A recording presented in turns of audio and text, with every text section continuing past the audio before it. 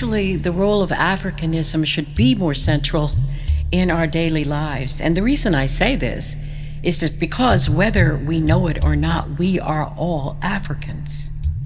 Every single human being. Because all of us have African ancestry. Once the reality of your shared African heritage settles in, if it ever does, it's important to understand African culture as well as art. If you are white, you may be wondering, how could anyone call me an African? Well, please understand that the origins of humanity have been traced to the African continent, in the Rift Valley, and in Ethiopia. So since we share this African heritage, no matter what we look like, it's important to understand African culture. Welcome to Ceci, the podcast where you see what others see.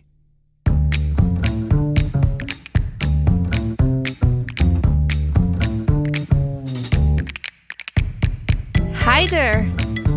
Good morning. So today, what are we talking about? Hello? Hello? Can you hear me? Ceci here. Is anyone there? Hi, my name is Ceci. I'm based in Berlin, and I want to welcome you to Ceci, the podcast where you see what others see. In this season, we're talking about movement. And today, we will talk about moving beyond race, nationality, and gender. Our guest today, Bárbara Holmes, is a spiritual teacher, activist, and scholar focused on African American spirituality, mysticism, cosmology, and culture. She is President Emerita of United Theological Seminary of the Twin Cities, served as Vice President of Academic Affairs and Dean of Memphis Theological Seminary, and was ordained in the Latter-Rain Apostolic Holiness Church in Dallas, Texas. She has worked with homeless missions, HIV/AIDS support groups, and international ministries in Kenya and Japan. Dr. Holmes has a Bachelor of Arts in Sociology and a minor in Theatre Arts from the University of Connecticut, a Master of Science in Education from Southern Connecticut University, a Master of Divinity degree from Columbia Theological Seminary, and a Doctor of Philosophy and Religion from Vanderbilt, as well as a law degree from Walter F. George School of Law at Mercer University. She is the author of numerous articles and acclaimed books, such as Liberation and the Cosmos, Race and the Cosmos, An Invitation to View the World Differently, and Joy Unspeakable, Contemplative Practices of the Black Church. Today she has privilege of call in the United Church of Christ and recognition of ministerial standing in the Christian Church, Disciples of Christ. What does it mean to be a cosmic being? A creature of divine light and welcoming darkness. An integral part of a universe that is rife with mystery and potential. This powerful embodiment cannot be constrained by social categories of racism, xenophobia, or sexual and gender bias. As we continue the struggle for justice, the universe invites us toward expanded options. We can incorporate the wonder of science in our liturgy, our prayers, and our politics. We are whole. We are connected. And we are responsible to and for one another and our host planet. We can respect the differences of light and dark as alternating and equal powers in the universe. And in the words of Ava DuVernay, quote, we can become our ancestors' wildest dreams. What a wonderful introduction to your work.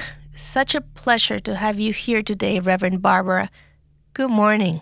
Good morning. It's a delight to be here. World-class physicist and Nobel Prize Frank Wilczek argued beauty to be the center of the logic of the universe.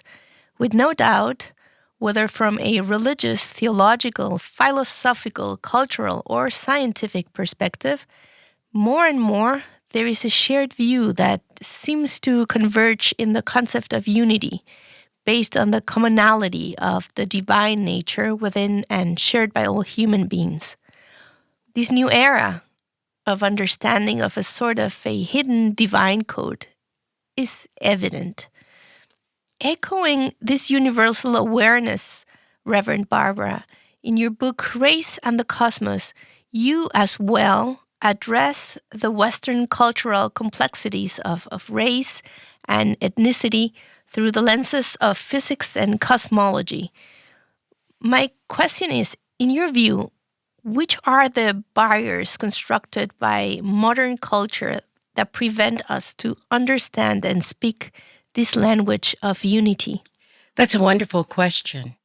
One of the things that keeps us from the unity that we all say that we want is the fact that we've decided that our minor differences are more important than our shared commonalities.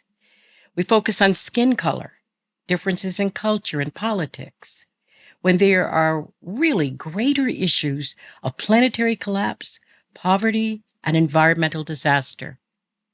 There are so many things that could unify us as we attempt to make the lives of everyone better. We could shift our gaze away from petty conflict if we really want to be unified. You see, to consider our lives within the scope of a planetary system that is billions of years old would put our race, our class, our gender scuffles into perspective. We have to realize the rarity of a blue-green, life-sustaining planet in this cosmos. Then we would put ecology at the top of our priority list. Another reason I think that we can't seem to unify is that we really don't have a basis for getting along that matches our languages of victimization, dominance. We have views about one another that situate people along a continuum of aversion and attraction, and we have our stereotypes related to color. Finally, I think we're not able to unify because we're focused on all of the wrong things.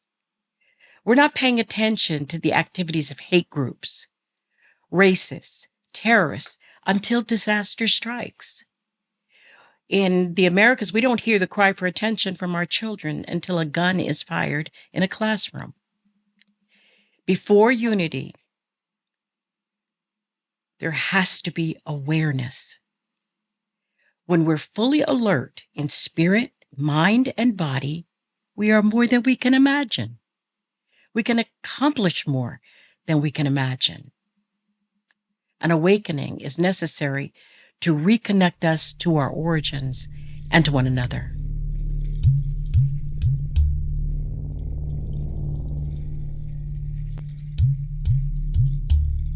In the beginning, there is darkness. It is the womb out of which we are born. Darkness may be the blessed dimming of ego-driven striving, a destination and condition of safety and repose.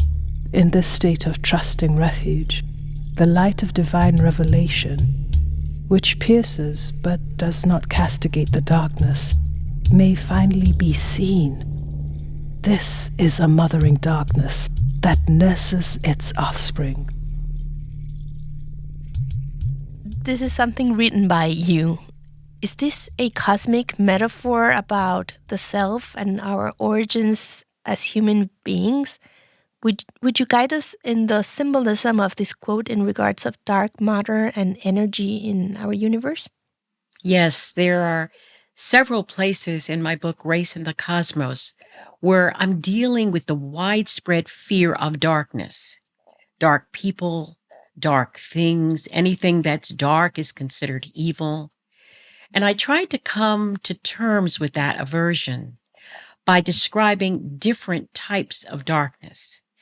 Darkness that's powerful and good and generative and nurturing. I mean, the truth of the matter is that we have an addiction to whiteness and an obsession with light as the only indicator of holiness. I mean, religious symbols have taught us that light is blessed and darkness is demonic. Now, that's a very unfortunate turn of events, as darkness is as complex and unique as any other event of the cosmos. In my book, Race in the Cosmos, I say, yes, there is a darkness that opposes light and rejects the power of divine transformation and tries to extinguish hope and promise. But there's also a darkness that is a dwelling place of God and a comfort to the comforter, a place where the God consciousness can pause. You know, often when we hear Genesis verse 2, actually, it says the world was dark and void. That's not an indictment. That's not a bad thing. It's an indication of the state of the universe in the beginning. And that's a natal darkness. And I call it a natal darkness because it's the womb out of which all of creation is born. It's a genesis space for let there be and nurture. So I'm describing a darkness that's like a very rich loam of dirt that strengthens us, encourages us to push deep roots into the dark earth, where we can grow toward the light fed by the darkness. There are many darknesses yet to be revealed, and in the book, I talk about dark matter and dark energy and our dark universe. For physicists and cosmologists are only recently finding out that the majority of what is in the cosmos we can't see. And they call it, because they don't know what it is, dark matter and dark energy. So let's start with symbols in mythology and storytelling and how these stories resonate inside the human soul. Yes, let's do it.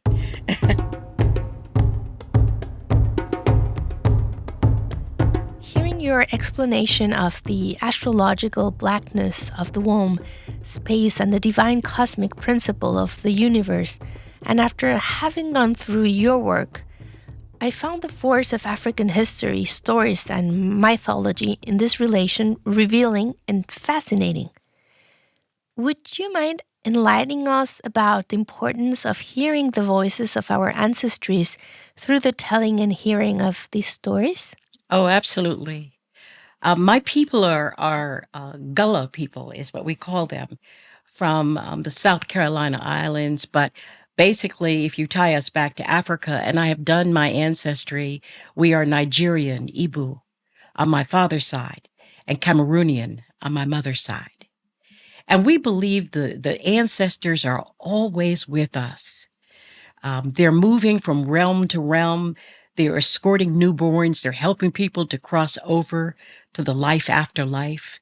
Now, we can't see them with our earthbound eyes, but they're there.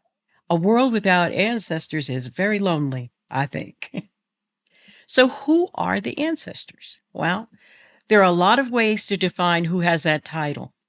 Some are family members who've poured out their lives for the good of the family. They lived well and transitioned well and continued their intercession and prayers for the living. But our ancestral family is bigger than we think.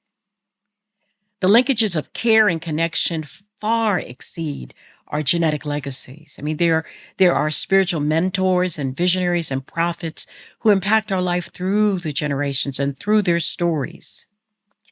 In the recent revision of my book, Liberation in the Cosmos, Conversations with the Elders, I talk about the elders coming back to the earth side because they're concerned that the Justice Project has stalled.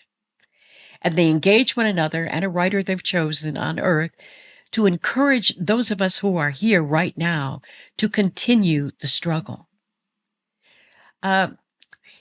I want to share with you something that a writer that I have great respect for says. Her name is Sylvia Wynter. She's a Jamaican writer. And she says, what if what we believe is just a story that we told ourselves about what being human is and what nature is? And she goes on to say, we're not Homo sapiens. That's what we call ourselves. We're homo narrans, not the ones who know, but the ones who tell ourselves that we know. And she says, therefore, we have the capacity to know differently and to tell the story of humanity differently. Our stories don't need opportunities for neat endings and good morals at the end. They just need to be told over and over again. Storytelling is the heartbeat of a community. And she says, therefore, we have the capacity to know differently, to tell the story of humanity differently. Telling other human beings what has taken place in your life is an important part of healing from trauma and can lay the foundation for new stories about what the future holds. Our stories don't need opportunities for neat resolution. We don't need neat little wrap-ups at the end and morals. But our stories do need to be told over and over again.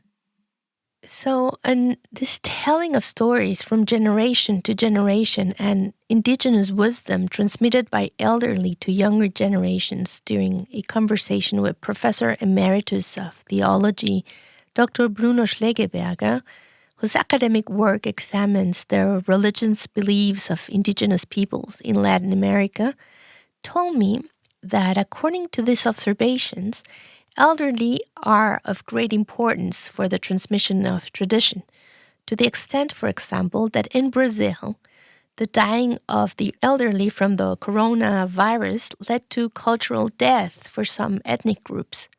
He nevertheless pointed out that following the transition from oral culture to writing, things look different. In your view, what is the importance of elderly wisdom and what is the conveyed message they transmit through storytelling to younger generations regarding individual and collective identity? Oh, wow.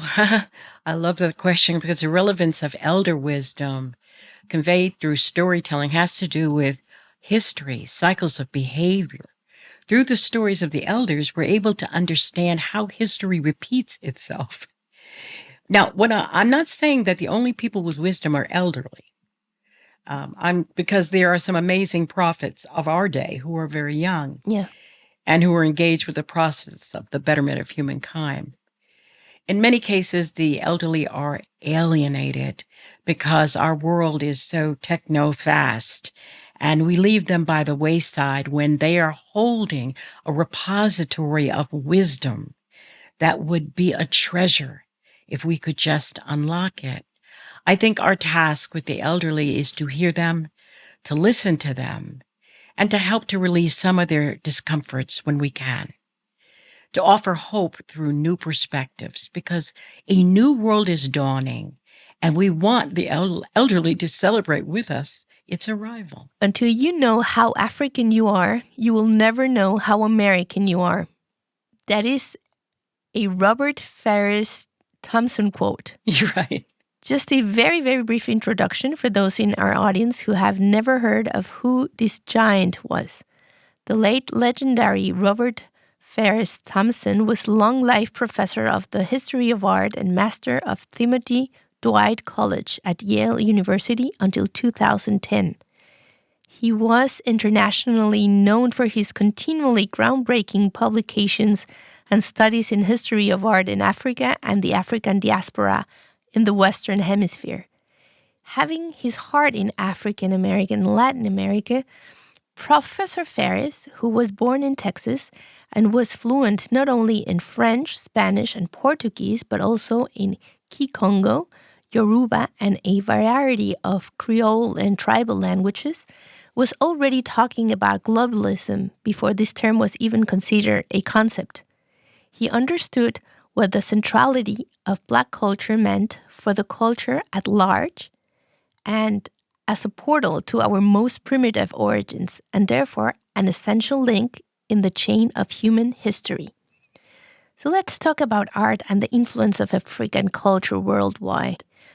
Moving a little bit away from our most familiar Eurocentric view, What role does Africanism play in today's culture and art expressions and in today's daily life? Well, actually, the role of Africanism should be more central in our daily lives. And the reason I say this is just because whether we know it or not, we are all Africans. Every single human being. Because all of us have African ancestry. Once the reality of your shared African heritage settles in, if it ever does, it's important to understand African culture as well as art.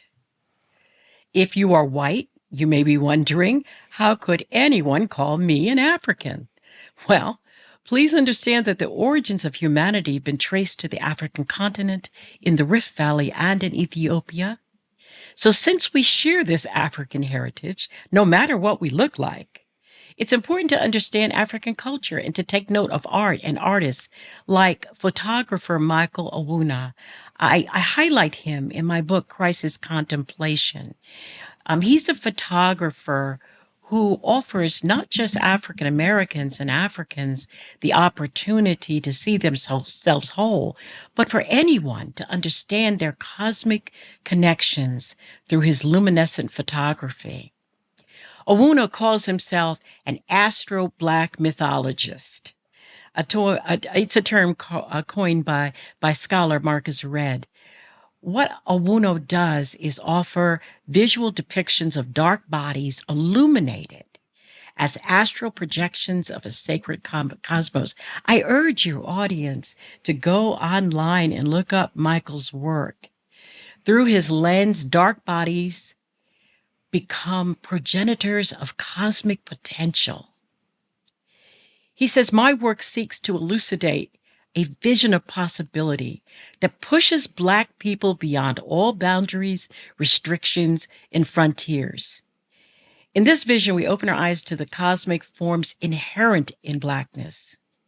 And by opening our eyes, we illuminate the universe and reveal the existence of all things in their formation. So, to my point of view, what he's doing is he's transfiguring Black bodies from sites of death and state violence into transcendent forms, into vessels of eternal cosmic life. He gives us a glimpse of embodied mystery. By learning about African art, we're learning about our common ancestors. And I would encourage your audience to learn about the African desert fathers and mothers. Folks you thought were white, but who were not. Tertullian and Perpetua and Felicity, Clement of Alexandria, Origen of Alexandria, Cyprian, Athanasius, and Augustine of Hippo. Learn about the libraries and scholars of Timbuktu, of the 27 known writing systems of enslaved Africans. I bet you didn't know they had writing systems. And those writing systems include Zabidi, Ajama, Mende, Giz, just to name a few. And they also use some combination of Arabic and local dialect. Then when you have more time, oh boy, am I giving you a lot of assignments. Check out Howard Thurman, Black male contemplative, who was part of the civil rights movement and worked with Martin Luther King. Thea Bowman, a Black Franciscan nun. And a young Black contemplative, Cole Arthur Riley, who's written a best-selling book called This Here Flesh. Do your homework. Dispel the myths. I guess we got to do the homework. We talked already about the spiritual intersection of modern science and ancient indigenous wisdom and the prevalence of dark matter in our universe. All these ancient stories telling us about our origins, who we are, and where we are going, as well as the expression of this interconnection sense of existing in a sort of unity with the universe that transcends time and space. So let's go to Mambo, now a lively dance that, in words of Professor Faris, became his ruling obsession, as it opened him the door to African culture after he first heard Mambo during a visit in Mexico City. Now, getting into this expression in art, we will hear a clip regarding a series of paintings created by Mexican painter Cecilia Rivera, which seems to wrap up all of these concepts, Mambo is the name of this set of paintings. As Professor Ferris heard of these paintings, he ran to Mexico and visited the artist at the art show, and both ended dancing to the rhythm of mambo.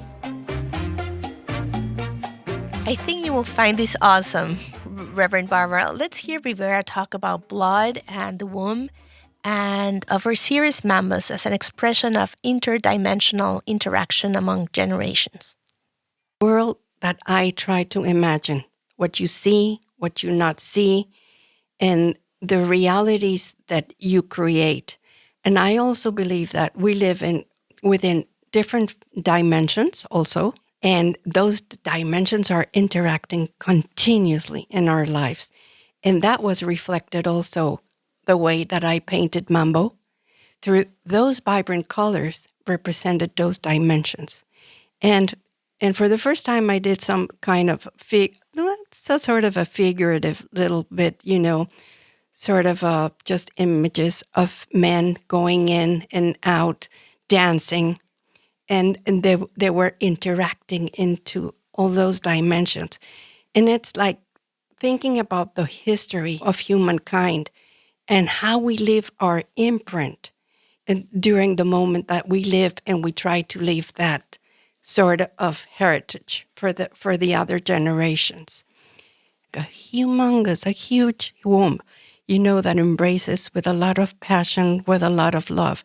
It signifies that. It signifies life. But for me, it's more what I'm telling you about this embracement of love. Yeah, she talked about people going in and out, into and from these different dimensions. How wonderful. That was very interesting because she was talking about older generations guiding younger generations through these bridges and showing them the way. How powerful. Yeah, and she depicted this in the Mambo. And of course, Professor Faris was delighted with this series because he understood the mythology behind it. And that an artist also in Mexico could capture that. That was fascinating. No? Yes, very.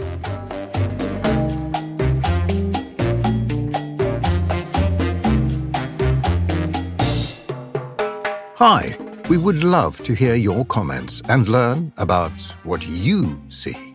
Share your input at www.ccpodcast.com and follow us on social media. Oh, I almost forgot. To accompany us in this season's journey, don't forget to hit the subscribe button. And now let's continue with Ceci.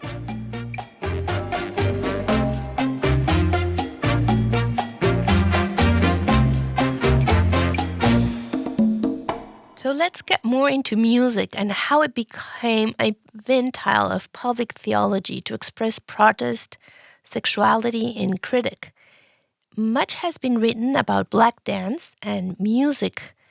Reverend Barbara, in your book, Joy Unspeakable, Contemplative Practices of the Black Church, you explore the blues developed in the Deep South by African Americans in the late 19th century and jazz originated in New Orleans in the late 19th and early 20th centuries as authentic expressions of life. I'll say no more. Please take us to this wonderful world of public theology and despair sang through the blues, and tell us about the significance of the improvisational and spontaneous character of jazz.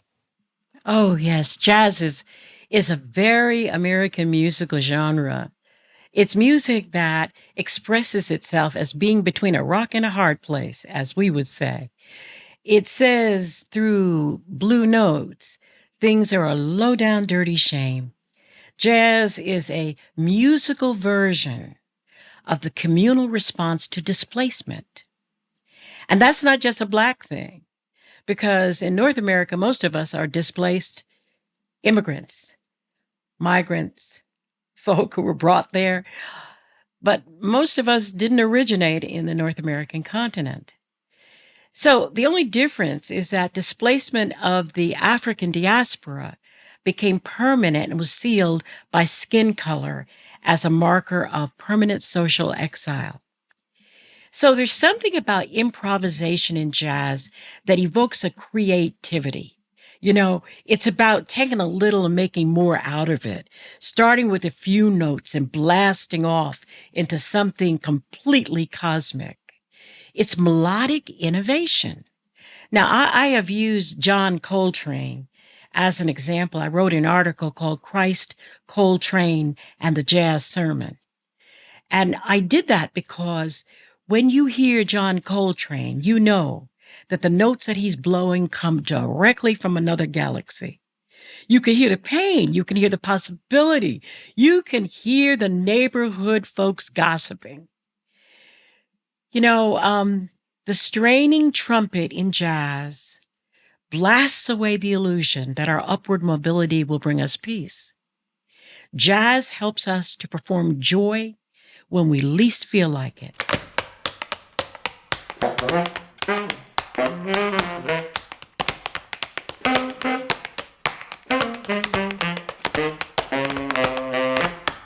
Now I need to know, how do you practice contemplation through all this activity, all this movement? In the sense that, you can hear already where I'm going, because there's this tap music playing. Could you talk about tap dance being a secular contemplative practice? Oh, yes. Well, contemplation in the African American context is not the sole monastic alone in his room on his meditation pillow. Contemplation in the African American church is often communal. I witnessed that in my home church, Mississippi Boulevard, a church of Disciples of Christ church of 7,000 members. And up to that point, I had been doing research for the books, and folks had told me there's no such thing as Black contemplative practices. You've got great choirs and, really upbeat kind of music and rousing sermons, but you don't have contemplative practices. And I knew that wasn't true, but I couldn't put my finger on where you would be able to point to it until they started singing this song in my church called Oh Jesus. Well, it's not really even a song. It's only 2 words. Oh Jesus. That's it. And people began to moan and to weep and to walk the aisles. Some shouted, some dropped to their knees in tears. This went on for about 15 minutes while people moaned, Oh Jesus. And at that moment, I saw contemplative practice in a communal context. So, that's what, to speak to the issue of movement, a contemplative practice can emerge in the midst of powwow drumming. It can arise in the midst of the ghost dance or the ring shout. Movement is not antithetical to contemplation. And in fact, some movement evokes contemplation. And I use tap dancing as an example because I had seen Savion Glover. I don't know if you know who that is, but he was at one point a highly rated tap dancer. And he was traveling the country in a show called Bring in the Noise, Bring in the Funk. Well, there was something about his dancing that I would have to call wild and insubordinate. There's something about the movement of the body that can bring you to places that you cannot reach mentally without the movement. So the tap dancing offered a stomping, wacky, counterintuitive, revolutionary reverie. It's a dance that wouldn't compromise with the reality of life struggles. It was a way of evoking the contemplative without words. There was a silence in the audience that was filled with the sounds of his tapping feet, a voluntary surrender of the audience to the moment. So that audience was being invited into a contemplative space. The clack of heel and toe against wood brought us back to a time when hush arbors held the hopes and entreaties of a desperate people. In that dance, Glover shed his inhibitions, and there was a suspension of the ordinary for just a few minutes.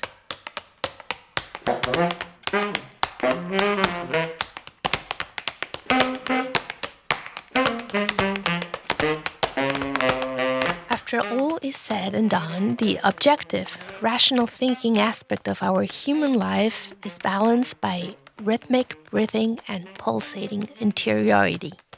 I'm quoting you again, Reverend Barbara.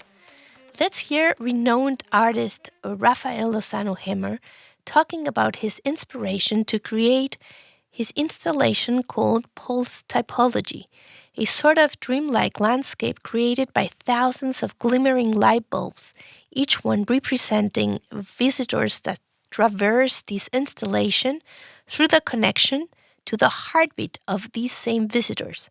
He will talk about heartbeats, the womb, music, and cinematographic inspiration, as well as the technology used, which works with all skin colors.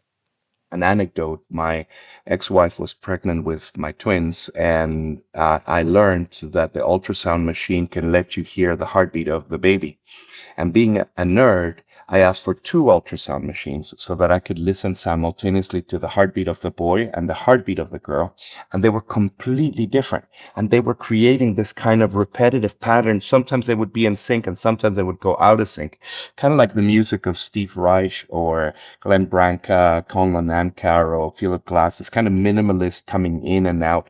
And I thought that is beautiful. We could create a concert not just of 2 heartbeats, but of hundreds or thousands of heartbeats simultaneously to create this pattern. So that was the original idea behind the project Pulse Room. It reminds us that we're here only for a little time. And, as your heartbeat disappears, it's kind of a nice metaphor for your time on Earth. I think poetic justice that to detect the heartbeat, we actually use light. How it works is you put your hand underneath a little camera and a little light, and then the camera detects tiny variations in the coloration of your skin. Because when you have the heartbeat, the blood flows and there's actually more opacity in your skin. We convert these variations in coloration of your skin to actual electrocardiograms. There's one last thing that I want to mention about this project. Pulse topology is in fact very much influenced by a Mexican movie called Macario. Macario is a movie by Gabaldon that shows basically a hunger Grutas de Cacahuamilpa, which is this beautiful cave system that we have in Mexico, and where he sees every person in the planet represented by a tiny little flickering candle. So, and the fragility of life is there in these tiny little candles. And for me, Pulse Topology, Pulse Room, all of these projects come in direct relation to this beautiful poetic image that Gabaldon did for in this movie, Macario. So, do you want to hear which color, according to Raphael, is Raphael's heart? Yes. Well, let's just go back to our previous answer. It would be black because it's everything and nothing. That's what I have. Oh, I love the fact that he describes his heart as black, because black is not an indication of color as in skin color, but a reference to the mystery of the heart. It's unfathomable. It is something that cannot be revealed. All of the secrets. Yeah, he's referencing something that is unfathomable, something of such depth, something that you can find in the work of St. John of the Cross, where he says there is a dark night of the soul, and that perhaps describing our hearts as dark helps us to understand the mystery of human life. We tend to take things for granted. We tend to focus on the material. But what he's saying is there are impulses that we don't control that connect us to one another. And there has been other research that says that our heartbeat goes outside of our body and entrains and connects to other heartbeats, just like he was talking about his twins, sometimes in sync, not in sync. So sometimes you walk into a room and you're just uncomfortable. Could it be that your heart is in training with others who are out of sync with you at that moment? Who knows? But the research is just fascinating.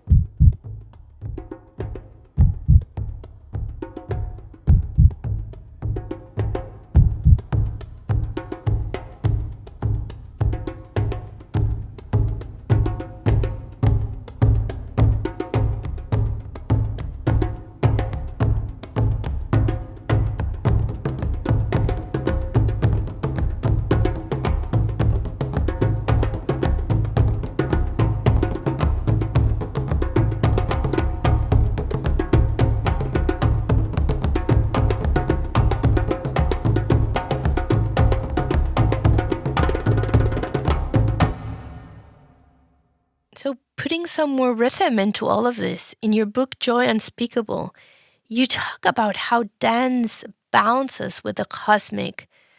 So could you talk about the significance of the drums beat and tap dance?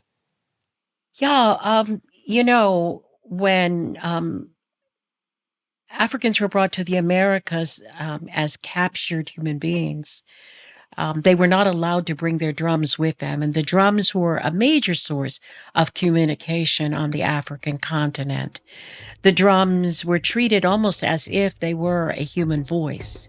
They would beat the drums to help the ancestors to traverse in the evenings the waters as they were crossing from this life to the other life. They used drums for celebration. They used drums as an intrinsic part of the weaving together of community. And the captors knew this and took their drums away. And so African Americans learned how to replicate the sound and the mystery of the drum with their feet. They tap danced, they clapped in syncopated rhythms, they sang songs that reverberated and echoed one another. And so you may take the drum away from the drummer, but you can't take the drum beats out of the drummer's heart. And so if that drum is part of who you are, it will be expressed in another way. And that's what Savion Glover was doing. He was tapping out what the drum would have called for. He was showing his resistance to oppression.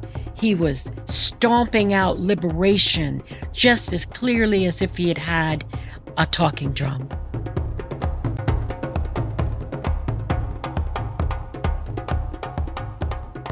All of these expressions of music, of the blues, of jazz, of tap, all of these, as you say, this Africanism, is that also like a ventile to public theology to allow us to express in ways that through religious means we're not able to?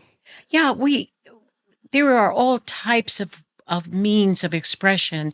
And if you cut off one type of expression, that creative energy will find its way to the public square as public theology in another way.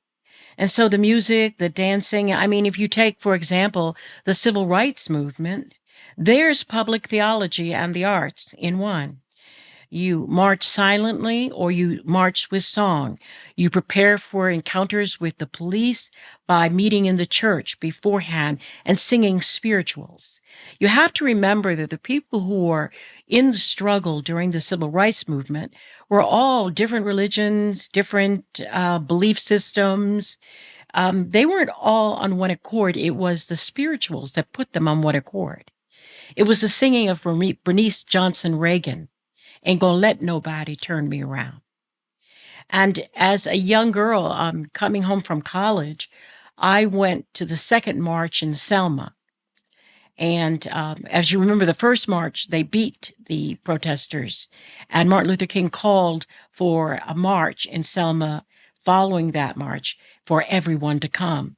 And my dad and I got on a bus from New Haven, Connecticut, and rode down to Selma, Alabama.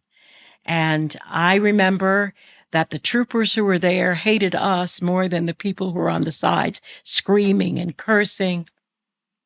But there was Joan Baez and Bob Dylan and Harry Belafonte.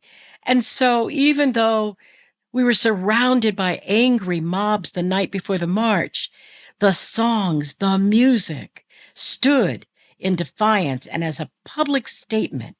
What better public theology is there that we will not be turned around?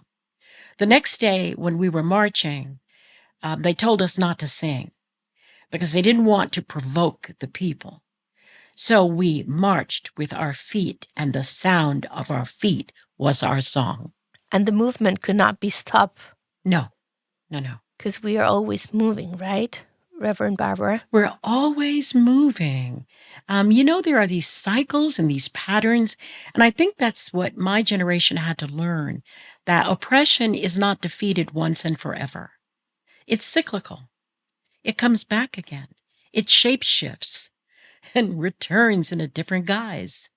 Yes, we are part of the life journey is to engage in the struggle for justice.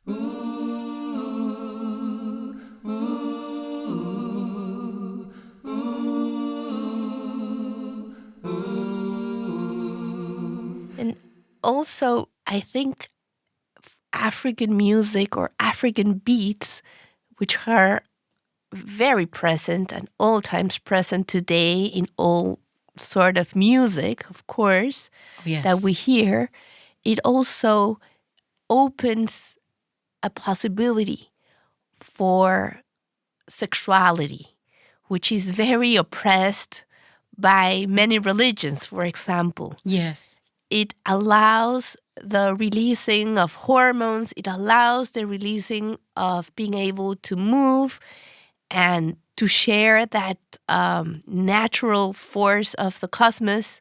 Yes.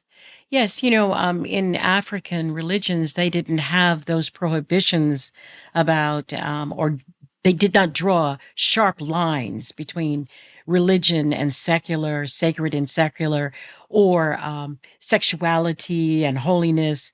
It was all a mix, you had the trickster elements, you had sexuality in the dances, and you were a fully embodied person, and that included sexuality, as well as your connections to the divine. It is a major gift that we receive from Africanism.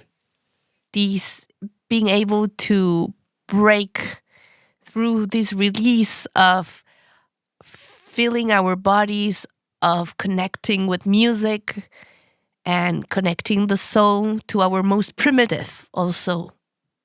Yes. Arouses.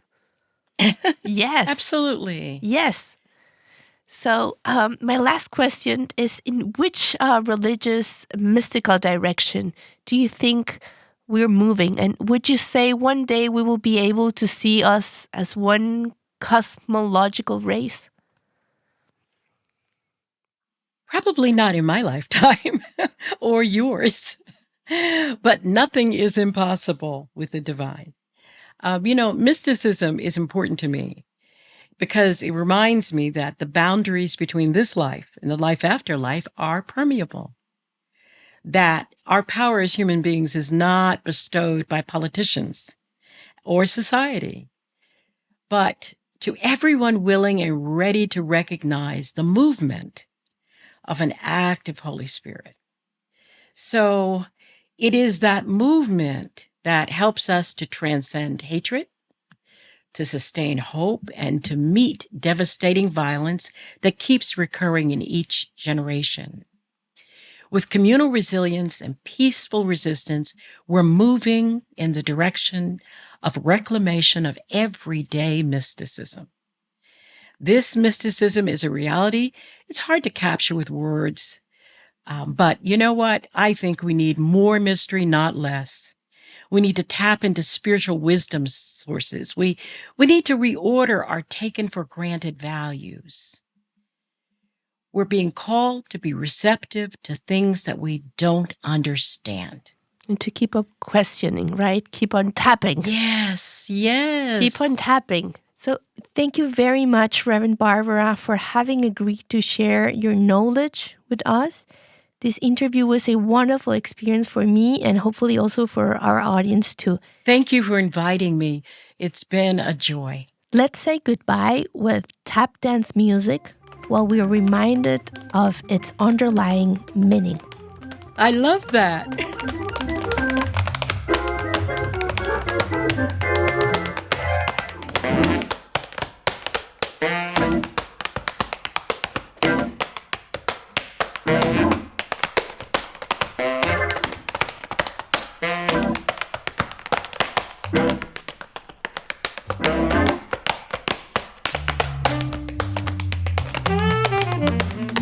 Thank you very much, Reverend Barbara. Thank you.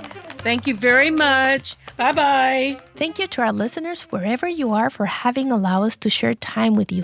Shall you want to check Bárbara Holmes' work? Please do not forget to check out this episode's description. We will see you next time. Bye-bye.